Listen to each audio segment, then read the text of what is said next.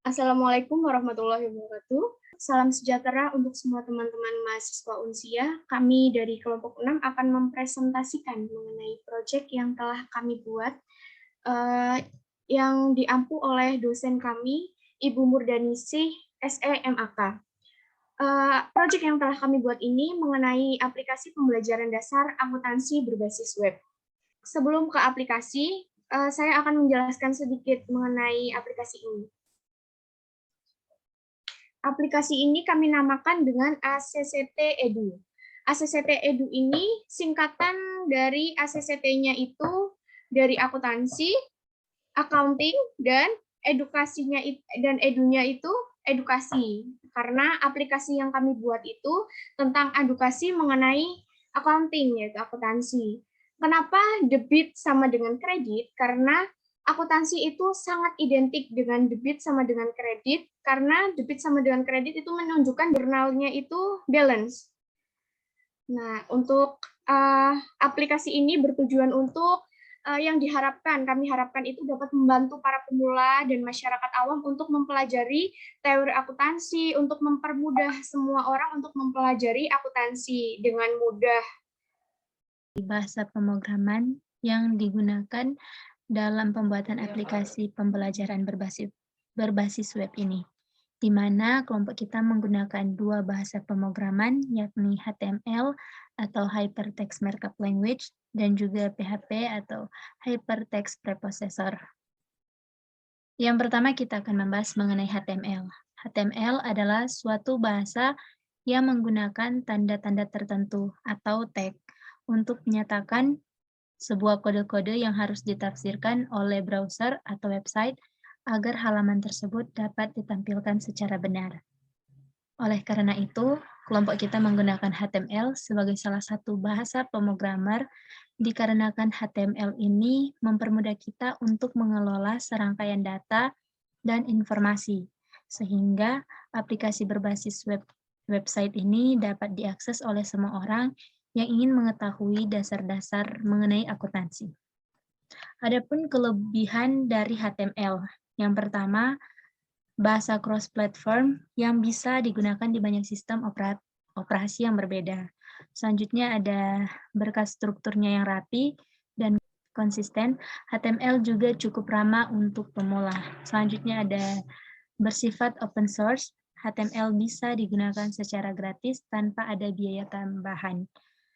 Lalu standar resmi dari World Wide Web Consortium dan juga dapat terintegrasi dengan bahasa lain seperti PHP, Node.js, Perl, dan sebagainya. Dan HTML tidak memerlukan compiler untuk menjalankan perintah. Dan yang terakhir, bisa digunakan untuk menampilkan media seperti gambar, tabel, dan juga video. Selain kelebihan, tentunya HTML juga memiliki kekurangan, yakni tanpa dukungan bahasa lain seperti JavaScript, CSS, dan FBScript, HTML hanya bisa menghasilkan halaman website yang statis. Dan juga bahasa markup ini juga mempunyai banyak sekali tag dan elemen yang mungkin sulit dipelajari oleh pemula dan orang-orang awam. Selanjutnya kita bahas mengenai PHP, di mana PHP ini adalah bahasa script dengan fungsi umum yang terutama digunakan untuk pengembangan website. Dan untuk mewujudkan proyek pembuatan aplikasi berbasis web, maka kelompok kami juga menggunakan kode PHP ini agar dapat mempermudah kita dalam mengimplementasikan modul serta demand pembahasan mengenai dasar-dasar akuntansi. Adapun kelebihan dan kekurangan dari kode PHP ini. Untuk kelebihannya, yang pertama, dapat membuat website menjadi lebih dinamis. Yang kedua, PHP sifatnya open source, yang artinya bisa digunakan oleh siapa saja secara gratis. Yang ketiga, program yang dibuat dengan PHP dapat digunakan atau dijalankan oleh semua sistem operasi, karena kode PHP berjalan secara web-based, yang berarti semua sistem operasi, bahkan handphone yang memiliki web pun bisa menggunakan program PHP ini. Selanjutnya, aplikasi PHP lebih cepat dan mudah jika dibandingkan dengan ASP dan Java. Dan selanjutnya ada mendukung beberapa paket database seperti MySQL, Oracle, PostgreSQL, dan lain-lain. Bahasa pemrograman PHP tidak membutuhkan kompilasi atau compile dalam penggunaannya. Selanjutnya, banyak web server yang mendukung PHP seperti Apache, like TPD, IIS, dan yang lain-lainnya. Selanjutnya ada dalam pengembangan aplikasi PHP, ini sangat mudah karena banyak dokumentasi, referensi, dan developer yang mendukung dalam pengembangannya. Selanjutnya ada banyak pertebaran aplikasi dan program PHP yang gratis dan siap pakai seperti PrestaShop, WordPress, dan masih banyak lagi yang lainnya. Selanjutnya, kekurangan dari PHP ini adalah tidak ideal jika untuk pengembangan skala besar, tidak mempunyai sistem pemrograman berorientasi objek yang sesungguhnya, dan tidak dapat memisahkan antara tampilan logik dengan baik, meskipun penggunaan template bisa memperbaikinya. Selanjutnya, PHP mempunyai kelemahan security tertentu, dan yang terakhir, kode PHP bisa dibaca semua orang, dan kompilasi hanya bisa dilakukan dengan tool yang mahal dari Zen. Selebihnya dalam bahasa pemrograman HTML dan PHP, kelebihannya kurang lebih sama. Di dalam pembuatan aplikasi pembelajaran akuntansi berbasis web ini, kami menggunakan database MySQL. Database sangatlah penting karena untuk menyimpan berbagai data dalam bentuk informasi. Jadi, website dan aplikasi berbasis mobile memerlukan database server untuk menampung informasi yang banyak. Jadi, MySQL itu dapat memanage segala macam bentuk basis data agar dapat dikelola dengan baik. Nah, apa itu MySQL? MySQL adalah sebuah DBMS, Database Management System, menggunakan perintah SQL, Structured Query Language, yang banyak digunakan saat ini dalam pembuatan aplikasi berbasis website. Jadi MySQL itu terbagi ada dua lisensi. Yang pertama adalah free software, di mana perangkat lunak dapat diakses oleh siapa saja, dan yang kedua adalah shareware, di mana perangkat lunak memiliki batasan dalam penggunaannya. Nah, fungsi MySQL itu adalah untuk membuat dan mengelola database pada sisi server yang memuat berbagai informasi dengan menggunakan bahasa SQL. Jadi, fungsi lainnya adalah untuk memudahkan pengguna dalam akses data berisi informasi dalam bentuk string teks yang dapat diakses, baik itu secara personal maupun publik dalam bentuk web. Jadi, hampir seluruh penyedia server web atau host menyediakan fasilitas untuk MySQL dalam pengembangan aplikasi berbasis website untuk dikelola oleh web developer. Kemudian antarmuka dari MySQL adalah PHPMyAdmin yang berfungsi untuk menghubungkan antara bahasa pemrograman PHP dengan MySQL untuk proses pengelolaan basis data pada web. Jadi, ada beberapa kelebihan dari MySQL. Yang pertama adalah bersifat open source. Artinya, dapat diakses oleh siapa saja dan kapan saja. Nah, karena dia ada dua lisensi, ada free software dan shareware. Serta memiliki banyak komunitas dan dokumentasi untuk membantu kita dalam mengembangkan aplikasi menggunakan database server. Yang kedua, kelebihan MySQL yang kedua adalah mendukung penggunaan multi-user. MySQL juga dapat digunakan secara bersama-sama dalam satu waktu. Sehingga kita nggak perlu khawatir ketika mengakses basis data secara bersamaan. Keuntungan di sini adalah tim developer dapat mengerjakan database secara bersamaan. Yang ketiga, kelebihan yang ketiga adalah terintegrasi dengan bahasa pemrograman yang lain.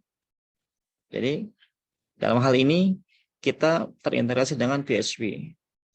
Dengan menggunakan PHPMyAdmin sebagai perantara, kita sudah dapat membuat basis data pada web server dengan lebih efektif.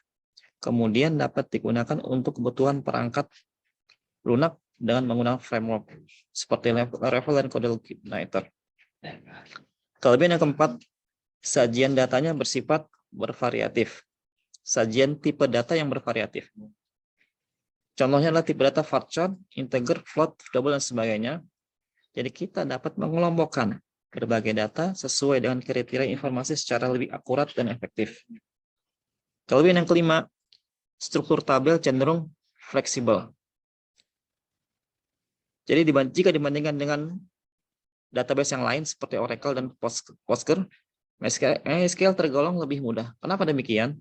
Karena dalam proses eksekusi pada alter table lebih mudah digunakan dan cepat diproses. Kelebihan yang keenam, sistem keamanan yang telah terjamin. Jadi MySQL dapat mengatur hak akses pengguna user dengan enkripsi tinggi. Selain itu, juga terdapat beberapa fitur keamanan yang lain seperti level 6 pada host dan pembuatan subnet mask. Jadi bukan berarti ketika kita menggunakan perangkat lunak yang bersifat open source, membuat keamanan menjadi buruk. Kelebihan yang ketujuh, tidak membutuhkan kapasitas RAM yang besar. MySQL dapat diinstal pada perangkat dengan kapasitas RAM terbatas. Jika dibandingkan dengan database lain, MySQL dapat dijalankan dengan kapasitas memori yang kecil, sehingga pastinya cocok digunakan untuk setiap orang dalam membantu pengembangan aplikasi dengan konsumsi RAM yang rendah. Kelebihan ke-8, perangkat lunak portable. Portable di sini maksudnya adalah sistem basis data dapat diolah dengan berbagai platform, sehingga kita dapat menjalankan baik dari si Windows, Linux, maupun Mac. Kelebihan yang ke-9, MySQL adalah support untuk spesifikasi hardware yang rendah. MySQL sangat mendukung untuk perangkat hardware yang memiliki spesifikasi rendah. Jadi kita nggak usah khawatir kalau laptop kita, PC kita speknya masih rendah, jadi kita masih bisa membuka web aplikasi pembelajaran ini dengan baik. Terakhir adalah memiliki performa yang baik. Jadi kecepatan dalam penanganan query sangat cepat. Kemudian juga dapat menangani proses segala persatuan waktu. Itulah beberapa kelebihan dari database MySQL. Selanjutnya, untuk timeline pekerjaan. Yang pertama, kami melakukan diskusi. Diskusi ini dilakukan oleh semua anggota kelompok yang dari tanggal 19 November 2021 hingga 28 November 2021. Dan diskusi ini yang pertama kami menentukan kita akan membuat aplikasi edukasi. Nah, aplikasi edukasi ini karena kami dari akuntansi, jadi kami sepakat untuk membuat aplikasi edukasi mengenai akuntansi dasar. Nah, untuk diskusi yang selanjutnya ini, kami juga menentukan untuk pembagian tugasnya selanjutnya untuk proyek ini. Nah, selanjutnya kami lakukan pengumpulan materi yang dikoordinir oleh Kak Arini dari tanggal 25 November 2021 hingga 18 Desember 2021. Jadi pembagian tugas ini kami semua mengumpulkan materi dengan dikoordinir oleh Kak Arini dengan sebaik mungkin. Lalu selanjutnya pencarian template web ini, pencarian template web yang telah tersedia, yang dikoordinir oleh Kak Winnie Alison. Dari tanggal 19 Desember 2021 sampai tanggal 4 Januari 2022. Jadi pencarian template ini hingga kami sepakat untuk menggunakan template yang kami gunakan ini dalam aplikasi. Untuk selanjutnya, pembuatan website aplikasi.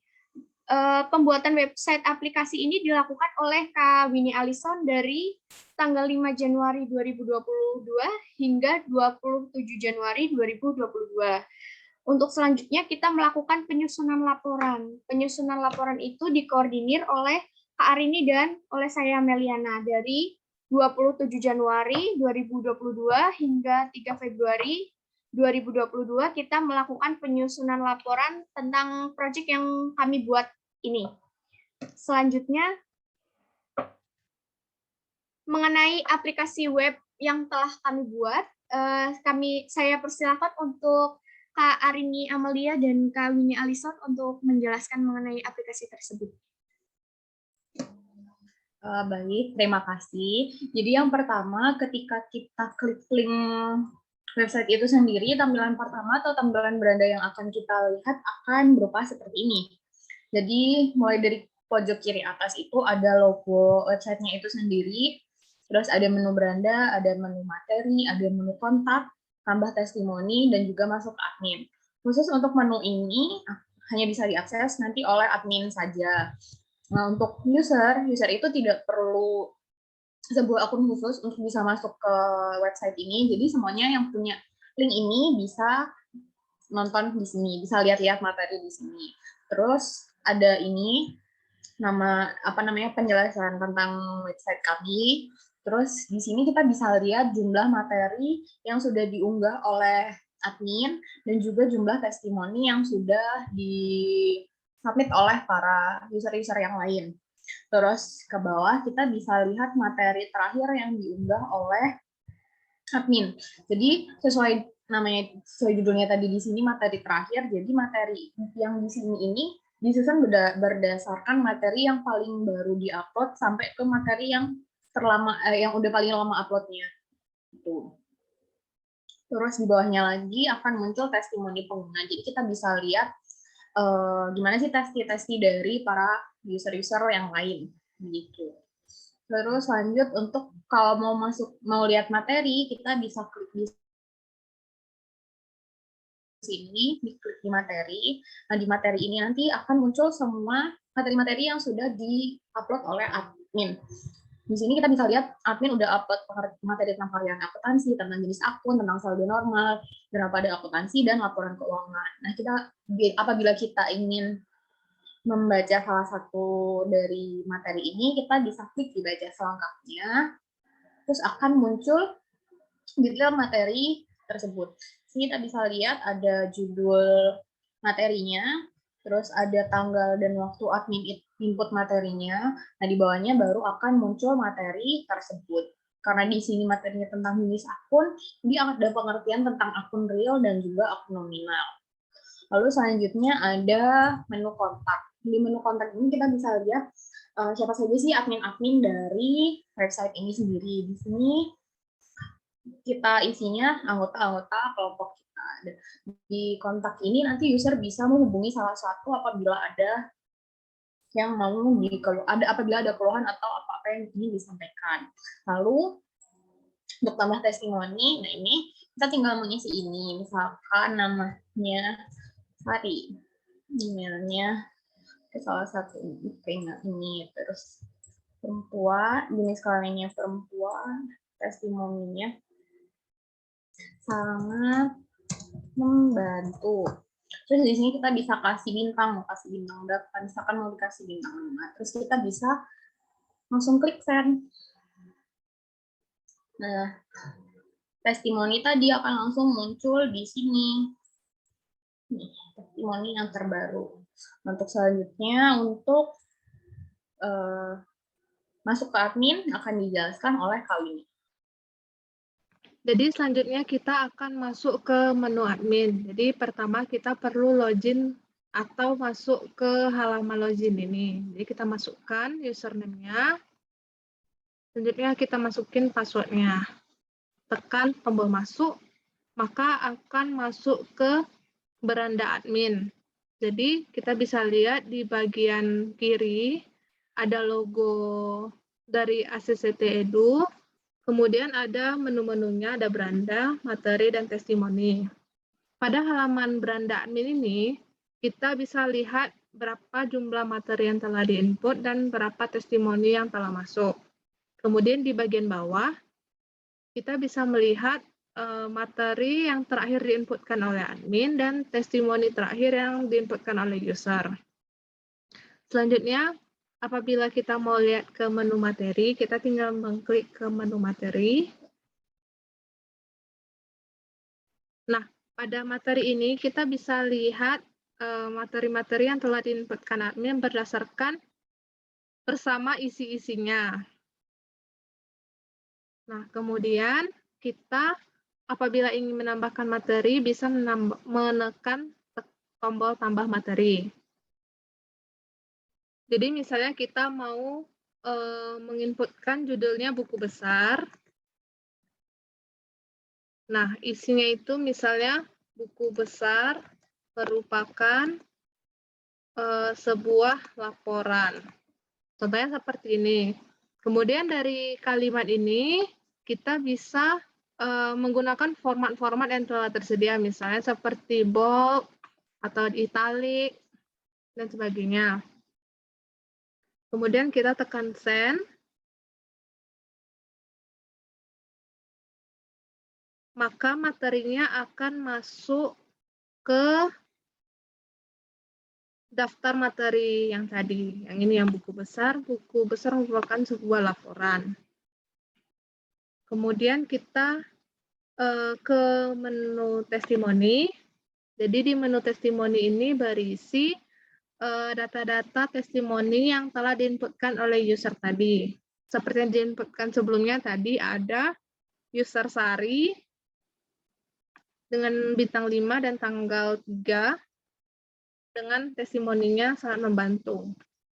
Kemudian apabila ingin keluar, kita tinggal menekan ke gambar profil dari admin, kemudian tekan tombol keluar. Nah, setelah kita menekan tombol keluar, kita akan kembali lagi ke menu user yang tadi. Selanjutnya akan dikembalikan ke moderator. Terima kasih untuk penjelasannya kepada Kak Arini dan Kak Winnie Alison. Semoga semuanya paham mengenai aplikasi yang telah kami buat, dan semoga bermanfaat untuk semuanya. Kami dari kelompok 6 mengucapkan terima kasih. Kurang dan lebihnya kami mohon maaf. Wassalamualaikum warahmatullahi wabarakatuh.